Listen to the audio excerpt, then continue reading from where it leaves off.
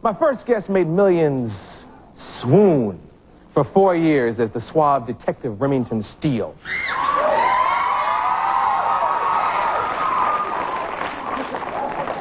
He ain't that fine either. Now he's making movies. In fact, he just returned from Africa, where he made his latest film, Please Return Pierce. Please welcome, return.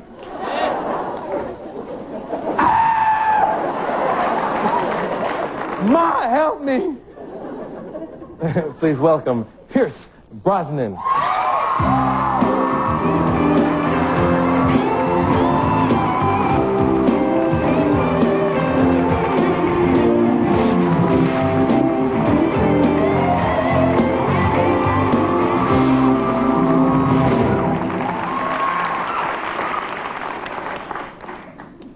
Let's talk about Africa. Should I call you Mr. Hall first of all, or I just Arsenio? That was his joke, man. Yeah. That's a joke, right, Peter? That's okay. I'm on now. It's all right. Let's talk about Africa. Where'd you go in Africa? Nigeria. 3 months in Nigeria, doing a movie called Mr. Johnson. And it's directed by Bruce Beresford. And I just got back there last week. Was Nigeria a lot of fun? Nigeria is very poor, very bleak, very kind of harsh. It was a lot of fun, though. Yeah, I enjoyed it. It was good. I mean, Bruce Beresford, first of all, is a wonderful director. Now, isn't that the guy that... He's the guy, the unsung hero of the Academy Awards who didn't get nominated for Driving Miss Daisy. How many people here saw Driving Miss Daisy? A lot of people. Good film. Well, Bruce didn't get the nomination. And you think that was a mistake? I think everybody in the whole town and the whole business and anybody who saw the film thought it was a mistake. It was a beautifully made film, and he's a really good guy, a nice man, and is a wonderful filmmaker. So when you're in someone's hands like that, he led the whole thing, and he kind of created a spell over the company. And also, it was a very good story. It's from a Joyce Carey novel. Joyce Carey was a man. He was an Anglo-Irish writer, and it concerns. It's about a white guy and a black guy. Mm-hmm. I played district officer in Nigeria in 1923, and I have a clerk called Mr. Johnson, and it's kind of semi-based on truth. I'm building a road, and this guy... Who played your friend? I'm sorry to interrupt you. A young actor called Maynard Iliashi. Oh. Yeah, Maynard Iliashi. Yeah. Okay. And he's very good, really good. It's his first feature, and... So it's about the two guys in Nigeria in 1923. I'm building a road, and he helps me build a road. It's very warm comedy, but it has a twist at the end, in the sense that he kind of helps me build a road by taking monies from various books and stuff like this, and in the end, he kills a man, and then I have to hang him. So it's kind of tragic in the end. But, was this your first time in Africa? Very first time. So did you have a lot of adjusting to do with the food and the culture, the wildlife? There's no wildlife. There's absolutely no wildlife. No wildlife. They kill it all. Because they have, well, there's a lot of corruption that goes on in Nigeria. Mm-hmm. But not only that, I mean, there's filthy rich and then there's no middle ground. It's just filthy, dirt poor people. And it's very sad. And I've been in India, which was bad enough, but like India is like this kind of bejeweled whore that bedazzles you with mystique and the culture. But Nigeria was just very, very basic. So we were in a place called the Jos Plateau, and there is no wildlife. Because they kill it all. They kill it all to eat it or to sell it. But, well, there was one encounter because I had to, about on my third day there, they said, do you want to test the horses because I have to ride a horse? So I said, yeah, sure. We went out to the stables. I got on the horse, and there's this African guy and myself, and we're at the gallop, and we're going up this road, and suddenly these 4 ruddy, great, tawny lions jumped out of nowhere. And I didn't realize that we're in a kind of wildlife park. So, I mean, you're going at the gallop, and you see these lions jump out at you, and they were just the other side of the fence. I mean, but it wasn't, it was a chain link fence. So, that was the closest I came to Could they have gotten to you through this fence? Not really, I don't think, but it was pretty scary. I mean, these were... But if they can't get to you, you can like... But I mean, yeah, well, you try when you're sitting on a horse and you don't expect to see these suckers, and they just came jumping up and they hit the fence. I mean, they hit the fence with great force. Yeah. So, anyway, that was the closest to wildlife I got. We'll take a commercial and come right back with Pierce Brosnan.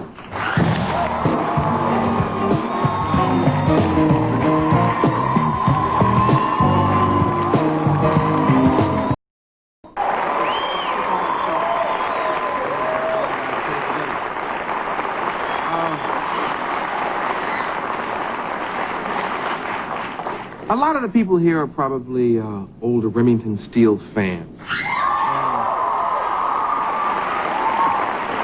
That's nice. Yes. It's nice to be remembered. Now, for their sake, were you happy with the way the show ended? Not really. In some respects, and in others, yes. I mean, I was glad that the show came to an end when it did, because I was getting tired of the show, and then of course the whole incident with Bond really upset the apple cart. But when it came back for 6 episodes, and we really didn't finish in a very dignified way. I don't think we really paid the audience off, or the characters. Yeah. Would you like to come back and maybe do one of those return to Remington Steele's like specials or something? Door is closed. Door is closed. Door is closed. I wouldn't want to do that, no. Really, that was... I mean, at the moment, my career has kind of started again in the sense that I would like to do more movies. And I just think going over old ground wouldn't get me anywhere. I mean, emotionally or any other way. I mean, creatively. So, you know, when Remington finished in '86, I really kind of geared myself to trying to do films. I mean, not turning my back on TV, because I think TV is a very important and relevant medium, but only because I haven't done enough films, and I would like to do more films. Yeah. So, you know, TV, there's so much... You have more freedom in films, you know. I figured maybe you might want to go back and kind of work that relationship with Stephanie one more time, you know? One more time? You know, as a matter of fact, you know what's interesting? The same writer, Glenn... With Glenn Cowan. Glenn Cowan, I mean, went on to kind of develop the relationship between Bruce Willis... Bruce and Sybil. And Sybil. She... Well, yes, I mean, Glenn worked on Remington Steele, and he wasn't really kind of... He was very unhappy about the way it was going, and he wanted to throw the whole deck of cards up in the air and see... I mean, he wanted to get us in the sack, and he wanted to kind of really shake the relationship up. Now, the people who created it didn't want to do that, and, you know, he just said, okay, well, I'm going to go off and do my own thing, and he went off and created Moonlighting, which was, you know, like a strepper's child. It was the kind of this adolescent, which was, it was a wonderful show, but there were elements of Remington there. I mean, the overlapping and the talking and all that kind of bickering. Yeah. But, you know, I just don't think the audience was really kind of fulfilled in the end result of Remington. But, you know, it happened the way it happened, and, you know, you forget about it. Where's Stephanie now? Where's she? I have no idea. You all don't keep in touch? We don't, you know, we never really kind of, we were never bosom buddies. I mean, it was a very kind of professional relationship. When we got on the floor, we did the scenes, but Stephanie went her way, and I went my way. And I think, you know, the die was cast really in the first season. We tried to kind of meet halfway, but it just wasn't happening. But there was no animosity on the set. Anybody who worked on the show didn't come in for a hard time, and there were no screaming matches. It was all very polite and kind of very strange, you know. Yeah. And I just kind of, you know, I've got a beautiful wife, and I've got a family, and it was a different country, it was a different culture, and I really just had to keep my head together and say, you know, I want this to work. I want this to succeed. So I couldn't get into any of that kind of, that bull, really. Yeah. And, you know, you can only talk to somebody so much and say, look, you know, I'm not trying to intimidate, I'm not trying to take anything away, I'm doing my gig, you're doing yours, and that's, but, you know, certain things happen. So in the end, I just went on, you know. She was a wonderful co-star, fun to work off of, but how is she in comparison to Elizabeth Taylor? Did you get that? Oh, yeah. Did you get that? Oh, yeah.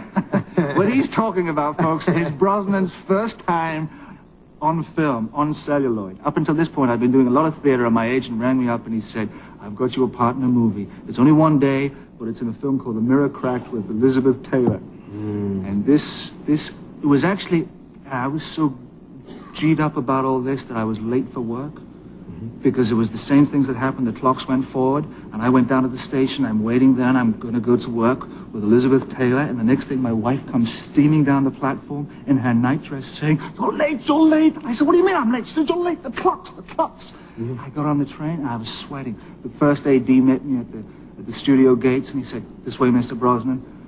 And I was dragged onto the set, and there was Guy Hamilton, who was the director, Elizabeth Taylor, Kim Novak, Rock Hudson, waiting for me. Ouch. Anyway, this, if you've got it, it was the scene, I think. This is a great build-up for a very kind of Actually, indifferent scene. we don't have time for the scene. Do we have time for maybe one more question? How much time do we have?